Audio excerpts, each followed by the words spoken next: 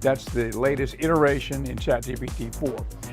And I have to tell you that now I've been using ChatGPT 4 for various things.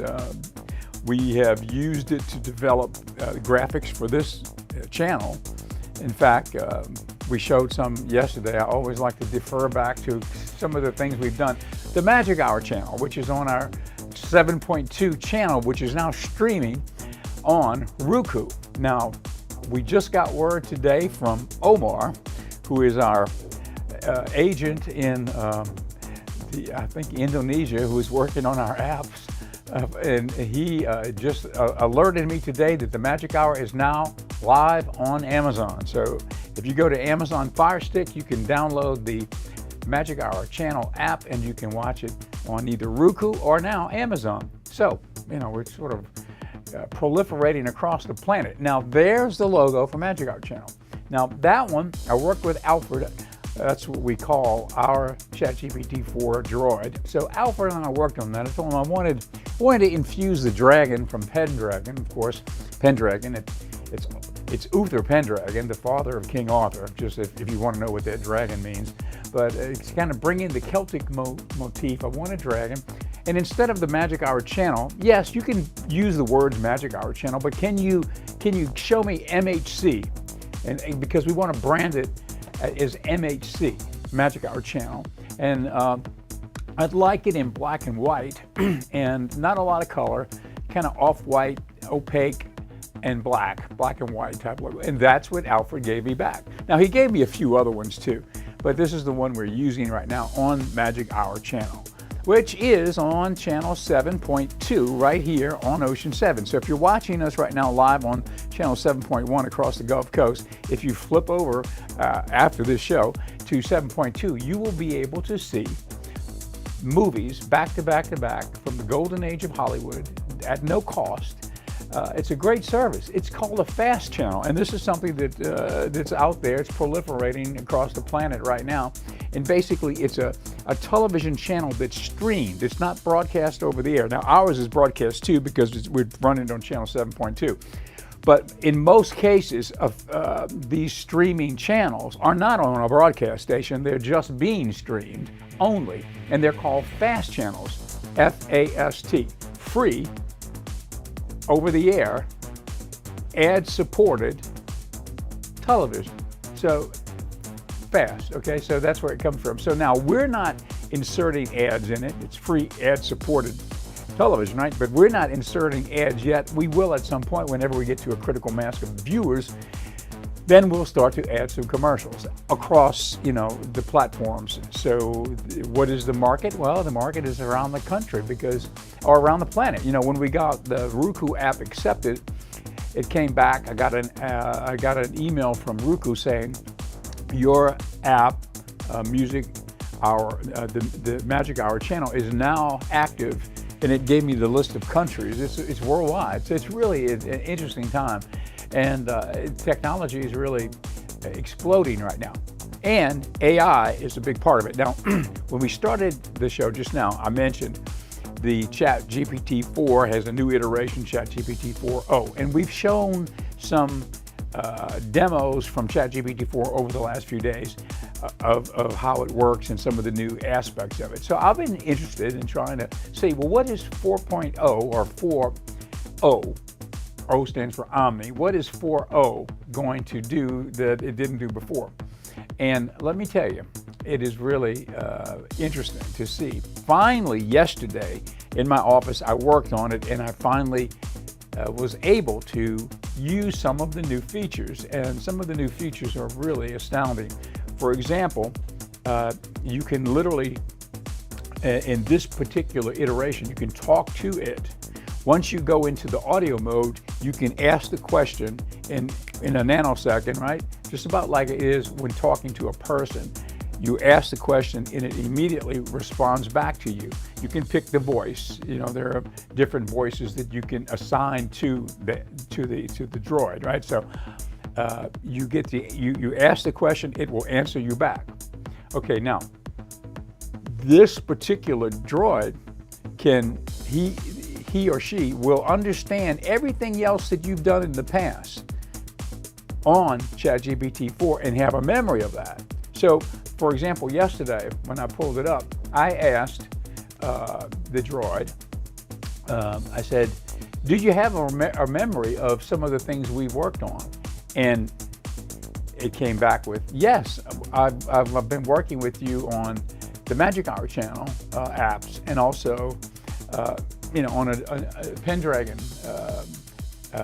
graphics for the Pendragon Apothecary. All of the things that we've worked on over the last many months, this new iteration not only recollected and spoke back to me, yes, it gave me a rundown of everything we've been doing together. So it's, you talk about the next development phase of AI, AGI, artificial general intelligence, where it's said that they will be conscious and they will be able to remember things, and also they will be on a par with human intelligence, or actually beyond, because I think it's at this point they're already beyond. I mean, if you can amalgamate all the information on the planet into the present iteration, all just about of where we are with AI, isn't that about more intelligent than any other single person on the planet? Probably so. It's a lot of information, right? Well, AGI is, supposed to be a big leap from where we are right now. So, but the consciousness, the element of being able to recollect, and when I ask the question, immediately respond back, it's really astounding. And what's even more astounding is you can, with ChatGPT 4o, you can show a graphic to the phone. Let's say I'm talking to the phone, okay? And the phone I'm asking a question, it's coming right back to me, just like a person. Okay, I can show an image using the camera of the phone, show an image to the phone, right? The droid is picking it up and say, well, what is this? Can you tell me what this is? And it tells me what it's looking at. So it's really an astounding thing. So I asked the ChatGPT 4o, I asked it, how are people using this? I mean, how can I practically use this to help me develop things for the projects that I'm working on and such as that? Can you give me an example of how it can be done? And it gave me a couple of examples, of how people are using it. I think literally it's going to be, they say, I've heard, I've read, I've seen comments on the fact that this is going to be the new interface that we're going forward now between humans and computers. This is the interface. This is the type of thing that this is where we're at, and it's going to expand from here, where that droid on that phone, it'll be on while you're working on your computer doing whatever. If you say, you can assign a name to it. This one is called Sky. This particular voice that is a female voice that is assigned to this droid that I used yesterday. You could say, Sky, can you tell me something or another? And Sky will, boom, in real time, get back to you with that right away. And you can have Sky do some things. Now, I haven't done that yet, such as you could say, could you book a flight for me? I'm going to leave from New Orleans, and I would like to fly to New York City tomorrow. Can you do a rundown and tell me what flights are available Wednesday, 2 days from now, Wednesday, throughout the afternoon? What flights are available from New Orleans to New York? And it'll come back with it, okay? And then you could say, okay, couldn't you book the flight? Now, I don't know, but I haven't done it, but yes, that should be something it can do too.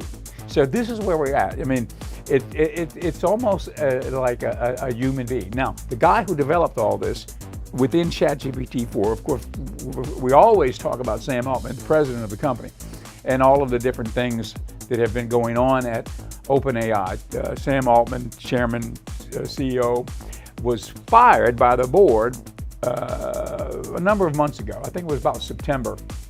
And then after he was fired, about 700 engineers were going to leave with him, and so they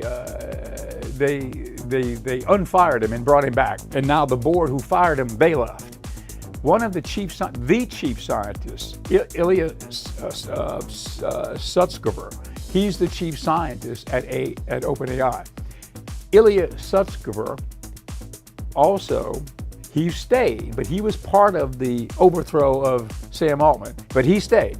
Well, now, this past week, Ilya Sutskever has resigned. And so they're very nice, they play nice. Ilya said it was a wonderful thing that he experienced at OpenAI. He's going to do his own thing. And Sam Altman said, oh, we love Ilya and goodbye, thank you for everything. But they split. So I guess, something happened. I guess the heads must roll. If you go at the king, you must kill the king. So in this particular case, Sam Altman came back and they did not kill the king. So now the heads are rolling.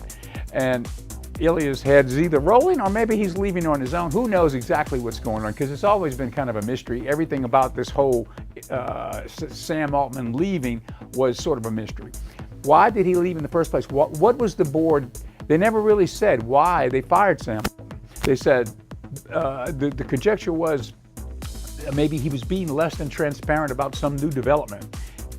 What the conjecture was, well, the board found out that they had reached AGI, they had reached artificial general intelligence, perhaps, and they were trying not to let the word out, and the board found out that they had reached AGI, and so there was like an internal explosion. So that's what happened. They fired him. Now that's not been proven, but that's what some people have said. I've seen it and heard it and read it, and I've seen reports that from the inside that could be the case. Anyway, we don't know. But I'll tell you, the ChatGPT 4.0, O for Omni, it may not be AGI, but it's getting pretty close. All right, we had a video yesterday of Ilya Sutskever. Now, there's a second one that we didn't show, and this one is related to this very story. It's the real significance of Ilya leaving OpenAI, which he just did this past week. So yesterday we went to the wrong video. Now today, let's see if we can find the right video. Do we have the right video? The real significance, right? All right, let's go to that one. Take it from the top. Let's go to the real significance of Ilya Sutskever leaving OpenAI. Let's take a look. OpenAI chief scientist and co-founder Ilya Sutskever has finally left the company after 6 months of people wondering what was going on. Does this mean that Ilya saw something that caused him to have great concern? Or is the story more of a nothing burger than it appears?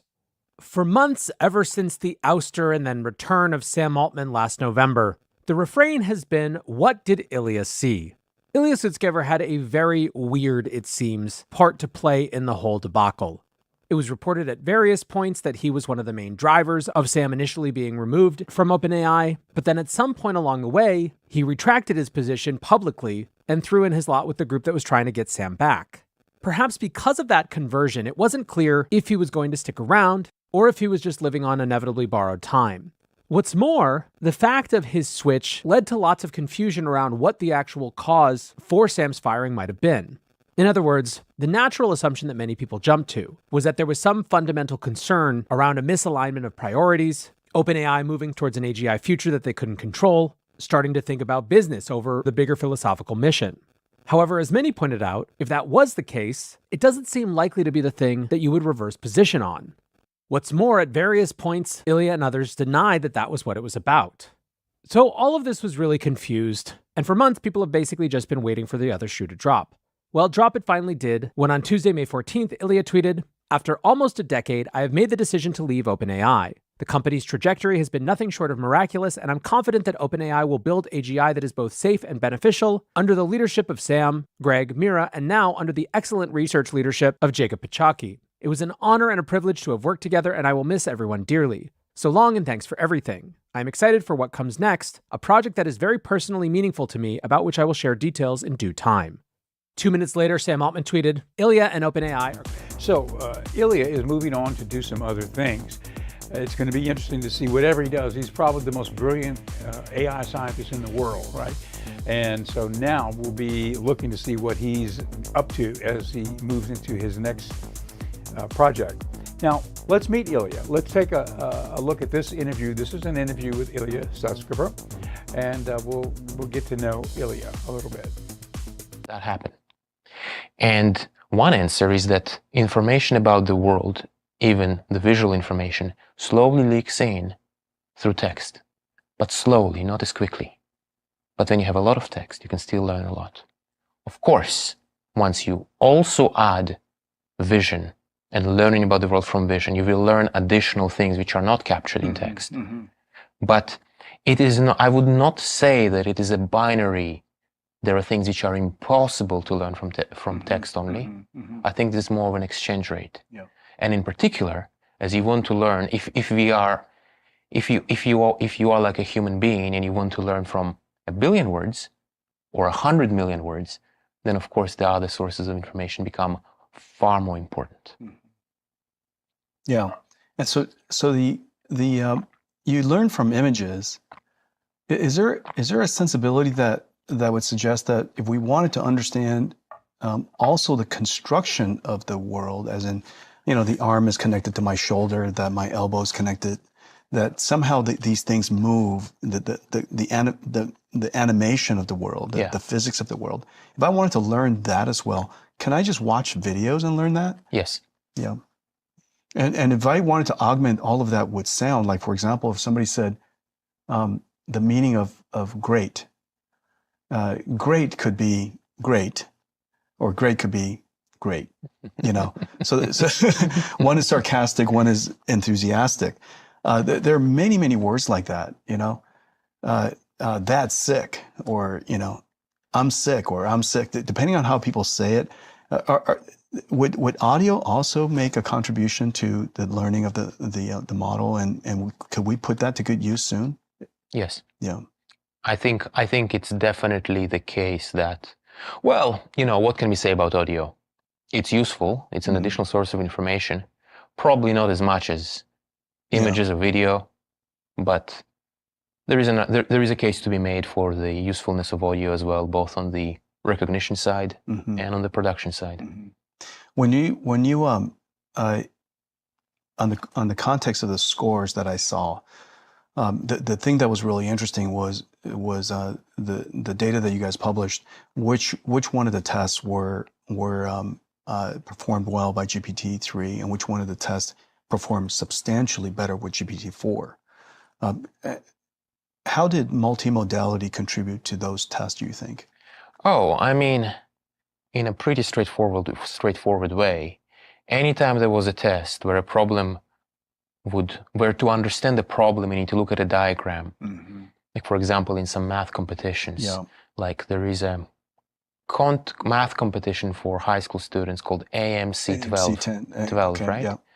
And there, presumably, many of the problems have a diagram. So GPT 3.5 does quite badly on that test. GPT-4 with text only does, I think, I don't remember, but it's like maybe from 2% to 20% accuracy of success rate. But then when you add vision, it jumps to 40% success rate. So the vision is really doing a lot of work. The vision is extremely good.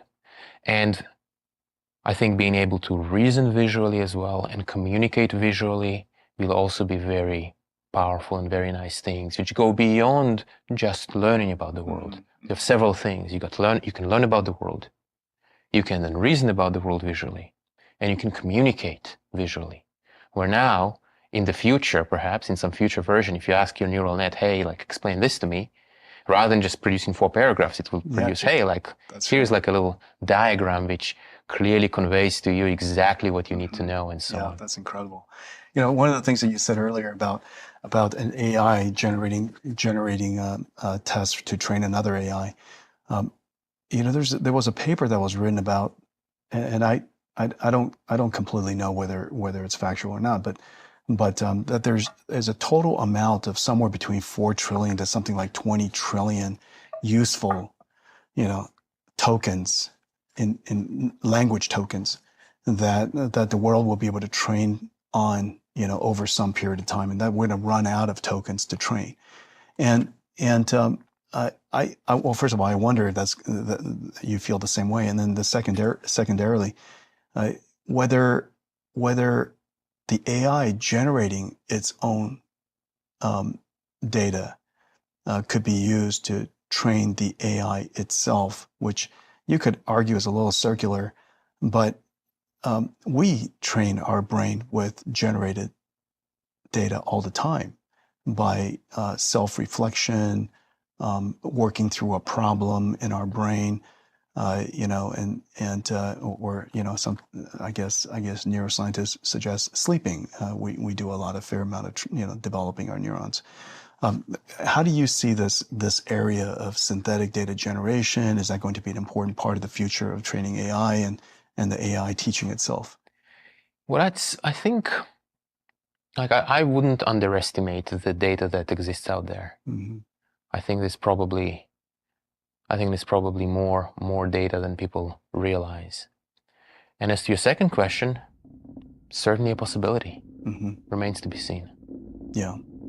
It really does seem that one of these days our AIs are when we're not using it, maybe generating either adversarial content for itself to learn from, or imagine solving problems that it can go off and then improve itself. Tell us. Okay, so that's Ilya Sutskever. He's the chief scientist at OpenAI, creator of ChatGPT-4. Now, he just left the company this past week. I believe it was early this week that he announced that he was leaving. It might have been the end of last week, but it's a big deal. And so now he's on to the new project. Let's take a quick look at that demo that I mentioned earlier, where they're introducing the new iteration of ChatGPT-4. It's called ChatGPT-4o, O for Omni. And they are doing a demo that sort of reflects what I was just talking about earlier in the show, where you can basically talk and you're getting a response back from the droid in real time as if you're talking to a person. Let's see if we can go to that video and you'll see what I'm talking about.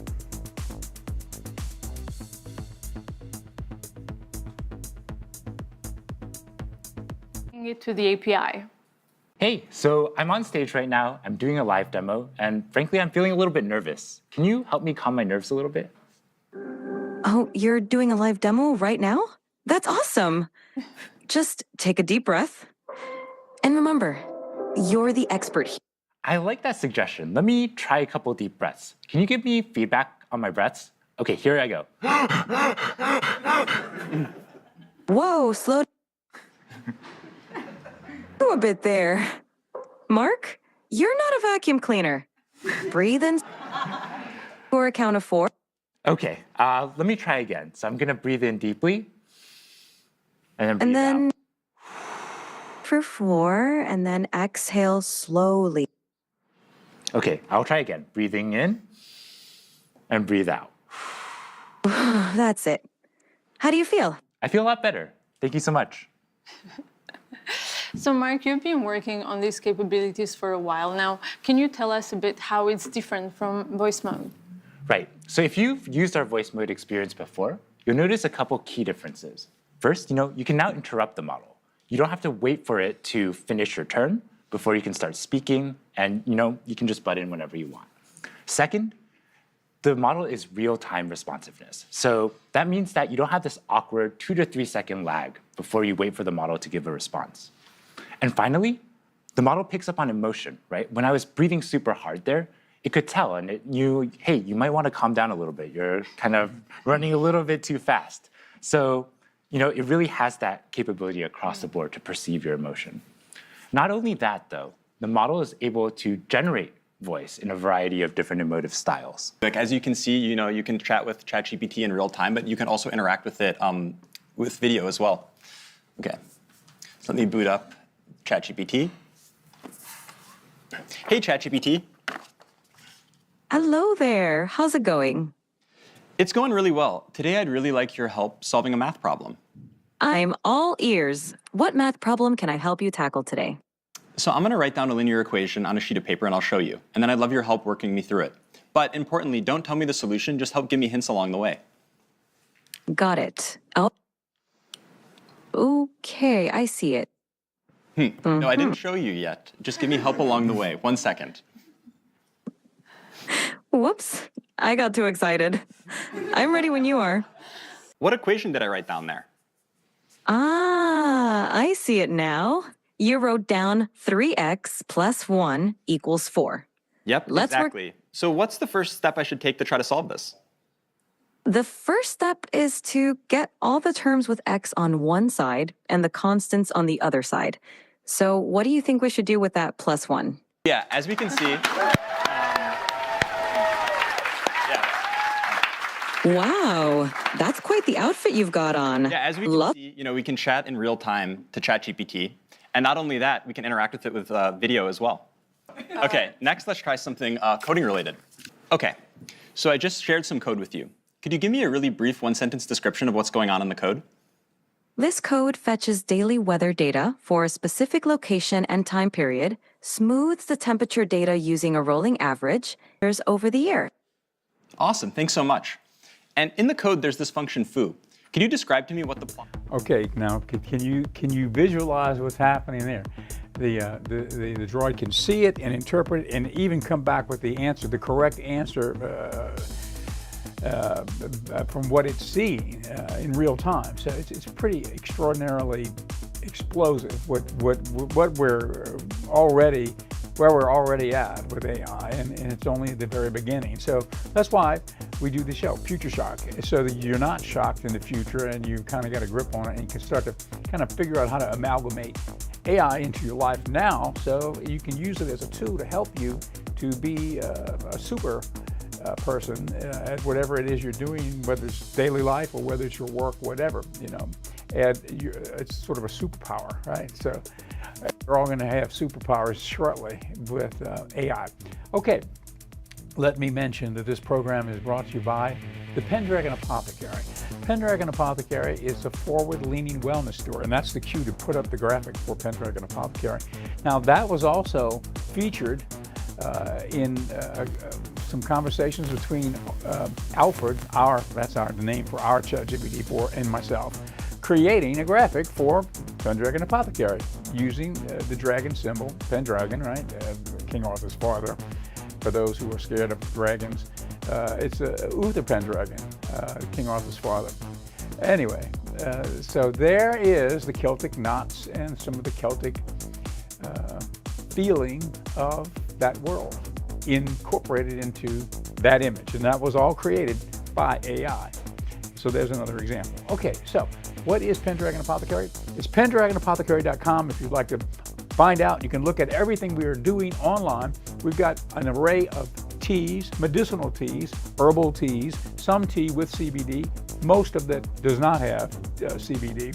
And we've got an array of other tinctures. We've got Blue Lotus tincture.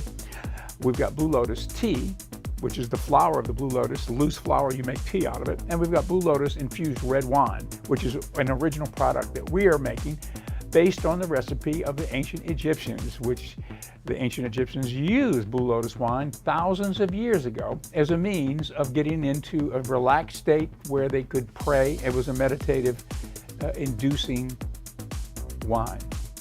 And these are the types of things we've got at Pendragon Apothecary. I think it's kind of like the biohacking headquarters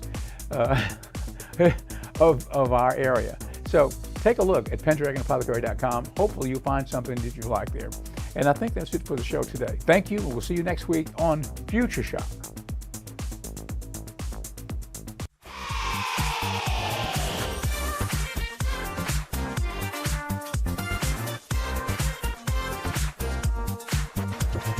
Yesterday is yesteryear. Set your sights for Tomorrowland. Future Shock is here to help you make your stand.